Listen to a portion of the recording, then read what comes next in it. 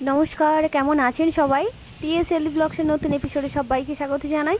বড়দের অনেক অনেক প্রণাম জানাই, সেই সঙ্গে ছোটদের অনেক অনেক ভালোবাসা জানাই। এই বছরের প্রথম ড্রাগন ফুল, ওই 2-3 বছরের মতো হলো আমার বাগানের ড্রাগন ফুল থেকে ফল হতে শুরু করছে। সম্ভবত দেখেছি জুনের শেষের দিকে কিংবা জুলাইয়ের প্রথম সপ্তাহের দিকে ফুলটা ফোটে, কিন্তু এই বছর দেখছি মে মাস থেকেই ফুল ফুটতে শুরু করেছে। যেহেতু 1 মাস আগে থেকেই ও ফুল ফুটতে শুরু করেছে, তাই মনের ভেতরে আনন্দটাকে আর ধরে রাখতে পারছি না। তাই অন্যান্য গাছের থেকে ওর একটু আদর যত্নের একটু বেশি প্রয়োজন। তবে রাসায়নিক সার আমি খুব কম পরিমাণেই ব্যবহার করি। আলাদাভাবে পরিচর্যা মানে পিরিচ জলটা দিই আর সবজি পচা জল, আর ওই যে সবজি কাটার সময় যে সবজির খোসাগুলো বেরোয় ওগুলো আমি গাছের গোড়াতেই দিয়ে দিই। দেখি ওতেই আমি ভালো ফল পাই। সারাদিনের সংসারে কাজকর্ম করার পরে তারপর যখন ওদের কাছে আসি, আলাদা একটা শান্তি, আলাদা একটা আনন্দ খুঁজে পাই। তারপর তো আছেই নিজের হাতে তৈরি গাছগুলো যখন ধীরে ধীরে বড় হয়, ফুল দিতে আরম্ভ করে, ফল দিতে আরম্ভ করে, একমাত্র সেই অনুভূতি অনুভব করতে পারে তারাই যারা গাছপালা লাগিয়ে খুব আনন্দ পায়। ব্যাস, বাগান পরিদর্শনের পরে ফুল তুলে নিয়ে গেলাম ঠাকুরের আসনে। চলে যাচ্ছ কোথায়? আমাকেও সঙ্গে নাও, অনেক দিন থেকে অপেক্ষা করে আছি, কবে ঠাকুরের পা ছোবো। বেশ, আর কি, টপাটপ 2টো ফুল তুলে নিয়ে চলে এলাম। সাদা ফুলগুলো বিশেষ করে আমি বাপির ফটোতেই দিতে বেশি পছন্দ করি। গ্রামের গল্প মানে গোলা ভরা ধান, পুকুর ভরা মাছ, পরনের কাপড় আর সুখে নিদ্রা যাওয়ার জন্য ছোট্ট একটা বাসস্থান। ওই যে দুপুরে রান্নার জন্য মাছ ধরা হয়ে গেছে, আমরা যখন সকালবেলা চা খেতে বসি তার আগে ওই পাখিরা কিচিরমিচির শব্দে আমাদের বাড়ির উঠোনে এসে হাজির হয়। 2-3টে বিস্কিট একটু গুঁড়ো করে দিলেই ওরাও তখন কিচিরমিচির শব্দে আনন্দ সহকারে খেতে থাকে, আমরাও আনন্দ পাই তাতে। আমরাও তখন চা খেতে থাকি। চা খাওয়ার পরে আমি কিন্তু চলে যাই দুপুরে রান্নার জন্য সবজি তুলতে। ওই যে এবছরে বেশ কয়েকটা ওল লাগানো হয়েছে, তার স্টেপ বাই স্টেপ গাছগুলো ধীরে ধীরে করে বড় হচ্ছে। আমি বাগানে গেছি, বিভিন্ন রকম সবজি, ওই বর্ষার সময় যে সবজিগুলো লাগাতে হয় বাড়িতে টুকটাক এমনি সবজি লাগানো হয়ে গেছে। এখন তো আবহাওয়া ভীষণ খামখেয়ালিপনা আরম্ভ করেছে। এই গরম হচ্ছে, এই বৃষ্টি হচ্ছে, এই বিদ্যুৎ চমকাচ্ছে, কখনো কখনো মুষলধারে বৃষ্টি হচ্ছে, আবার কখনো কখনো 1-2 ফোঁটা করে বৃষ্টি হচ্ছে। আমার বাড়ির চারপাশটা মাঠে টাটে একটু হালকা হালকা ভাবে জল জমেও গেছে। আমার বাসস্থানটা বাদ দিয়ে আমার বাড়ির চারদিকে প্রচুর পরিমাণে গাছ লাগানো আছে। বাপি লাগিয়েছে, মা লাগিয়েছে, মায়ের ছেলে লাগিয়েছে, আবার আমি এসে পরে পরে পরে পরে আস্তে আস্তে করে গাছগুলো লাগাচ্ছি। তবে এই সমস্ত গাছগুলো অন্যের বাড়ির জন্য গ্যাসে আমি অতটা বেশি রান্না করতে পছন্দ করি না, জ্বালানিতেই বেশি রান্না করি। যেহেতু প্রচুর পরিমাণে গাছ লাগানো আছে তাই জ্বালানিরও আর এতটা অভাব। আর ওই যে সকালের দিক করে আমাদের পুকুরে জাল ফেলা হয়, তবে প্রতিদিনই ফেলা হয় না। দুপুরে রান্নার জন্য কিছু কিছু মাছ বের করে রাখা হয়েছে, এগুলো সমস্ত হচ্ছে পুকুরের মাছ।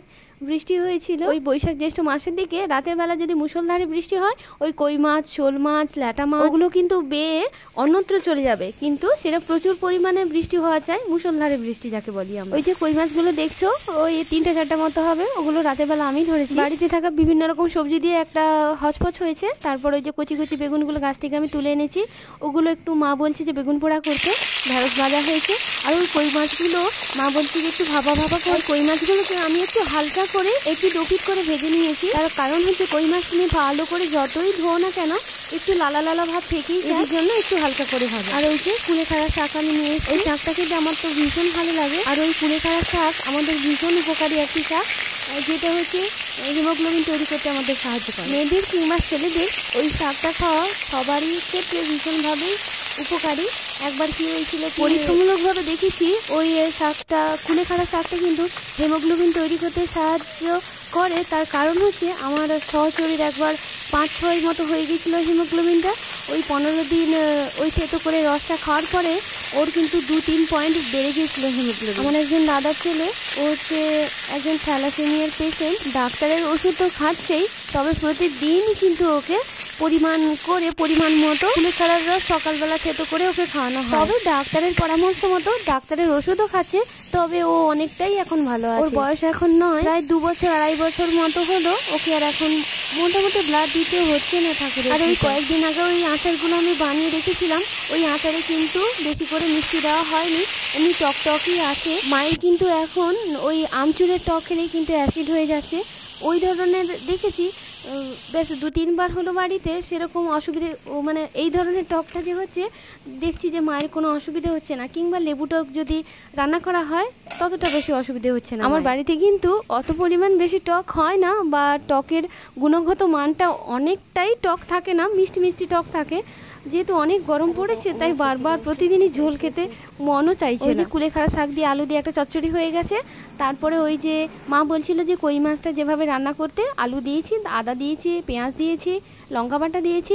আমি কি করছি, সবগুলো কড়াইতে মানে মাখিয়ে নেবো একসঙ্গে। তারপরে দিয়েছি জিরে বাটা। তবে আহামরি অত বেশি ভালো রান্না নয়, কিন্তু খেতে খুব ভালো। একের পর এক সব মশলাগুলো পরপর আমি দিয়ে দিয়েছি। নুন হলুদ তো আছে, তবে এখানে তোমাকে রসুন দেওয়া চলবে না। রসুন তেলের উপর না ভাজলে কেমন একটা গন্ধ গন্ধ বেরোয়, তাই রসুন দেওয়া দরকার নেই। আর আমি দিয়েছি উপর থেকে একটু রং করার জন্য একটু লঙ্কা গুঁড়ো দিয়েছি শিল ধোয়ার জলটা। অবশেষে কি করেছি, সর্ষের তেলটা উপর থেকে একটু বেশি পরিমাণ দিতে হবে, কিন্তু তারপরে আগে থেকে করে রাখা গরম জলটা উপর থেকে ঢেলে দিয়েছি। যেহেতু একটু জুস করতে হবে, কারণ আমার ছেলে আবার জুস না হলে খেতে পারে না, কিংবা আমি। এই ধরনের রান্নাটা বাড়িতে প্রায় কম বেশি হয়েই থাকে, তবুও আমার মাকে চাই কাছে। ব্যাস মা কাছে দাঁড়িয়ে থাকলেই হবে, না হলে মনে হয় যেন কোথায় ভুল হয়ে যাচ্ছে। তাই হাত না লাগিয়ে ওই খুন্তির সাহায্যে ব্যাস একটু ভালো করে মাখিয়ে নিই। ওই যে বাগান থেকে ছোট ছোট বেগুনগুলো নিয়ে এসেছিলাম, ওগুলো একটু রান্নার পরে উনানে ফেলে দিয়েছি বেগুন পোড়ার জন্য। আর হ্যাঁ, কই মাছের রান্নাটা করতেই তো ছেড়ে এলাম।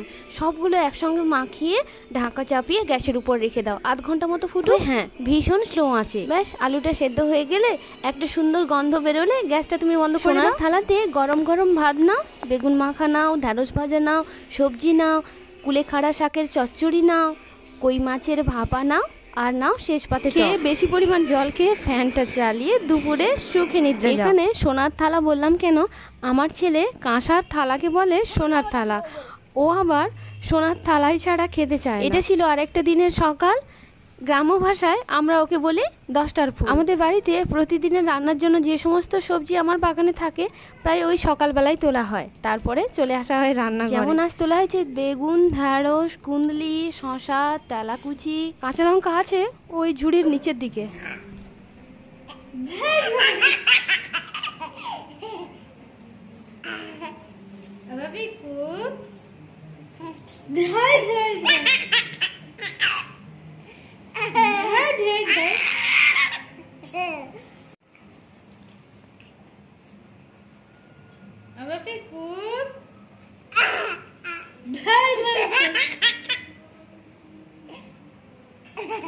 ওরা মা মেয়ে মিলে দুজনে খেলা করছে। ওরা ছিল আমার ভাইয়ের মেয়ে আর ভাইয়ের স্ত্রী। আজ দুপুরে মাছ মাখা হয়েছে, মাছের একটা তরকারি হয়েছে, আর হয়েছে তালা কচুর একটা তরকারি হয়েছে, ঢ্যাঁড়সের তরকারি হয়েছে। আমার ভাইয়ের স্ত্রী শাক ভাজা খেতে ভীষণ ভালোবাসে, কলমি শাকের ভাজা, তাই হয়েছে কলমি শাকের ভাজা। আর মা বলছে যে একটু ডিম মাখাতে। আমি ওই হাঁড়ি কড়াইগুলো একটু ধোয়াধুয়ি করছিলাম। ও তখন বললো আমার ভাইয়ের স্ত্রী যে দিদি ভাই দাও আমাকে ডিমটা, আমি মাখিয়ে দিচ্ছি।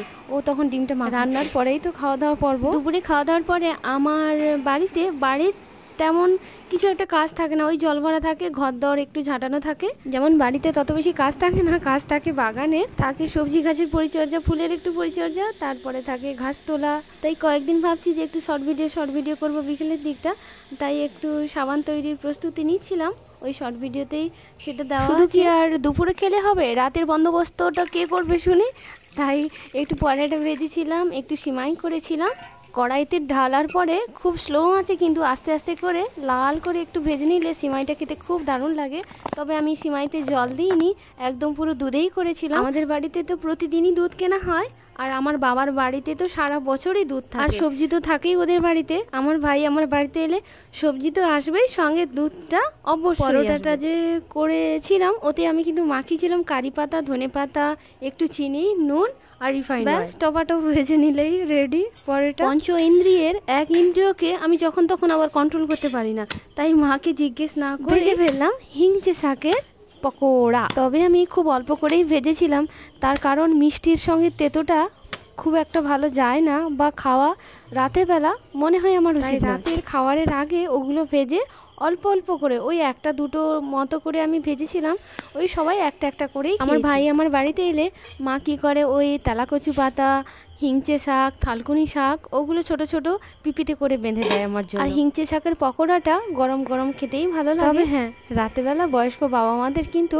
অল্প করেই দিও, আর তোমরা কিন্তু একটা দুটোর বেশি খেও না। বাবা মাদের অনেক যত্নে রাখবো, অনেক ভালোবেসে নিজেদের কাছে বেঁধে রাখতে চেষ্টা করবো। নিজেরা তো অবশ্যই ভালো থাকবো, তাহলে তো আমরা অপরকে ভালো রাখতে পারবো। বড়দের অনেক অনেক প্রণাম জানাই, ছোটদের অনেক ভালোবাসা জানাই। Thank you.